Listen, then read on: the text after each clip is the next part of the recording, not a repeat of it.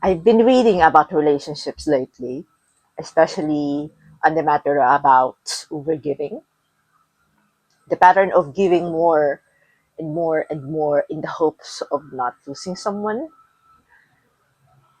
in the fear of not being enough. And something clicked because I've seen this pattern in 6 different domains: in building an app, in the construction, in the kitchen, in the sewing room,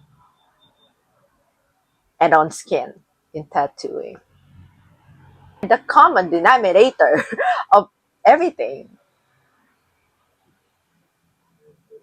is not knowing how much load is proper.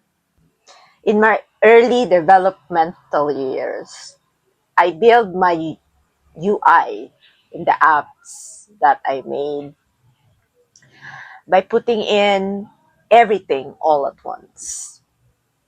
Everything that I have in mind, everything that I want to see in the interface of my app, I just put everything without even thinking about the logic behind it.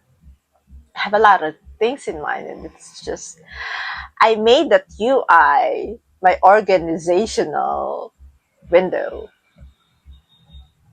And yes, eventually things breaks. It got a lot of bugs. In construction, the structural parts in a house, in a building, is measured. It's there for a reason.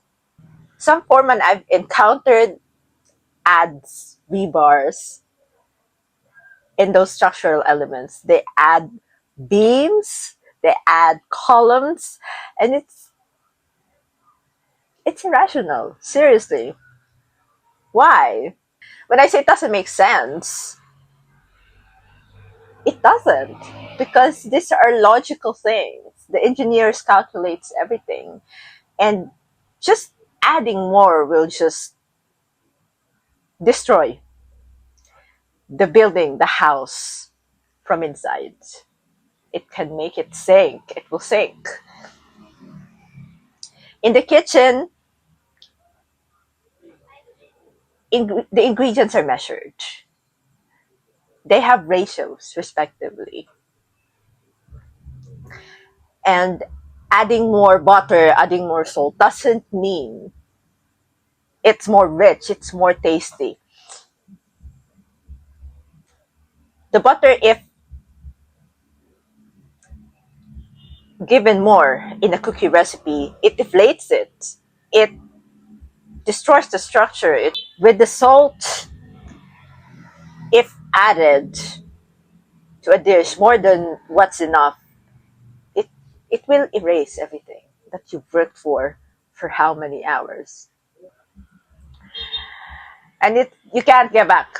Once you put more salt, there's no going back. It's just wasted. In the sewing room, I saw this with mom. I have done repairs before myself, and more stitches doesn't mean it's more sturdy. This stitches has science in it as well, dependent on the fabric, dependent on the textile, dependent on the structure of the thing you're sewing. It has stitch distance. It has a lot of these nuances, and not because it has a lot of stitches doesn't mean it's more structurally better. It perforates the thing. On skin, with tattooing, every time the needle pierces the skin,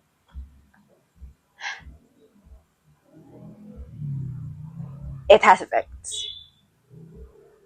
It's calculated. guys. It's not like you're just having a paper and a pencil. You just can draw over and over again. It has specific depth that you really can't go deeper. It's gonna mess things up. It's gonna blotch. The ink is gonna spread under the skin, and it's going to traumatize the skin. You can't really just bring the needle more than it's intended to over the skin again and again. And in relationships, it's the same. This one's personal. My baseline isn't minimal. I love consistently, with effort, with detail. And for a long time, I thought that was too much. I thought that was the problem. But really it isn't.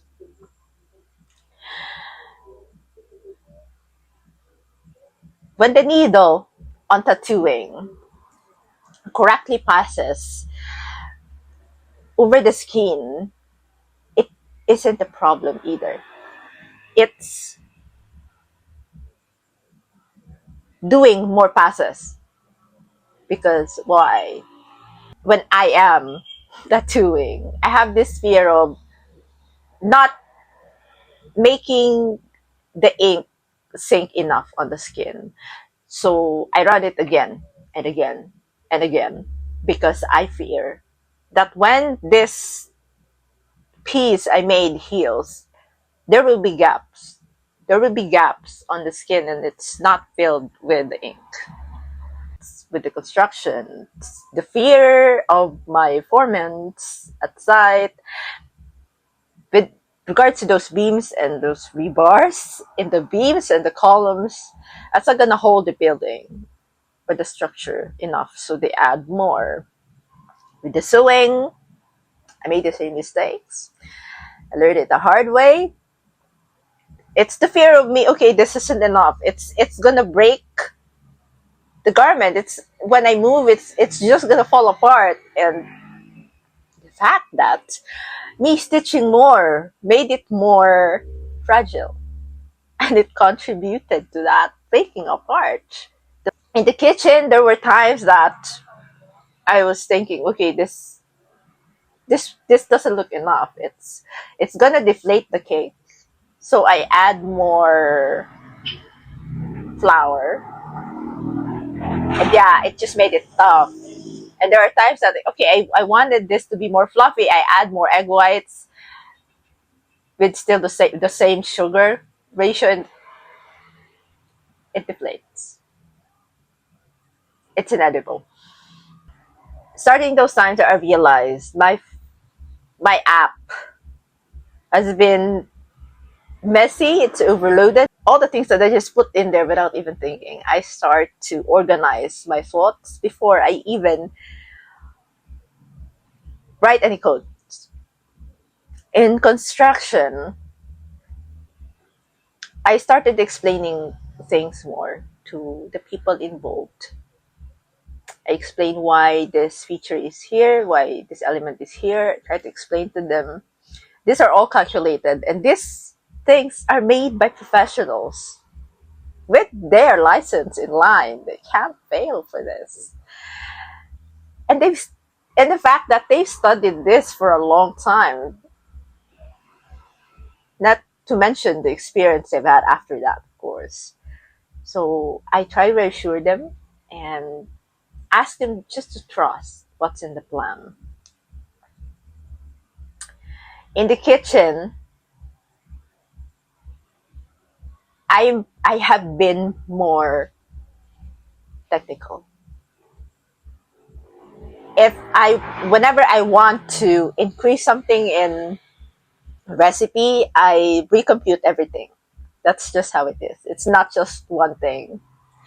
Just because I fear something and I wanted something to happen doesn't mean I'm just gonna add one thing. It has to be distributed for the whole recipe. I've learned it the hard way.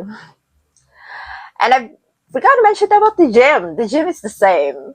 When I worked out before, I have this fear of not being enough, of failing behind. It's I'm like, okay, this day has to be productive for me physically, and so I overexert myself. I work out even in my rest days, and it was a disaster. It's fatigue, it's brain fog, and so I repeatedly remade my program. I adjusted things. I adjusted rest days. I adjusted my routine, my reps, my sets, everything.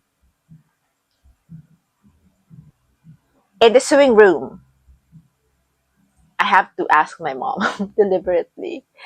I just can't do a lot of stitches because I thought that's gonna make it sturdier. And my mom is more expert in it. Starting those times, I've had some garments falling apart.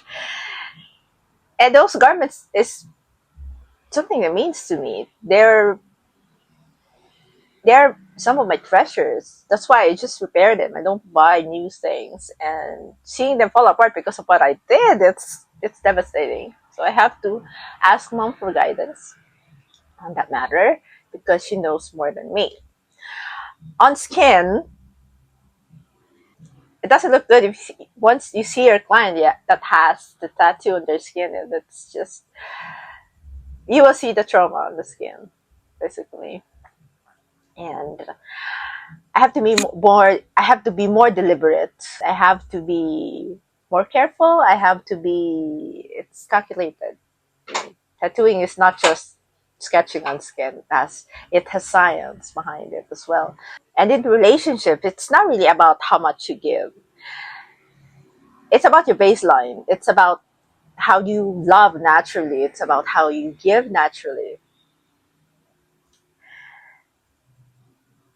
And what shifts really is not about the load of how your heart pours. It's about when anxiety crosses over. It's about when fear pushes you to do things above the baseline of how much you give and how much you love. It's the same with all the other domains that I have mentioned. So the question always is, from everything, from all the things, is what I'm doing right now true? True to myself, true to what I am supposed to be doing, because the baseline of everything is right? Or is it anxiety? Is it fear? Because it will change everything once you start to ask yourself that question before you do anything across all those domains. And yes, with the connections that you have in your life right now as well.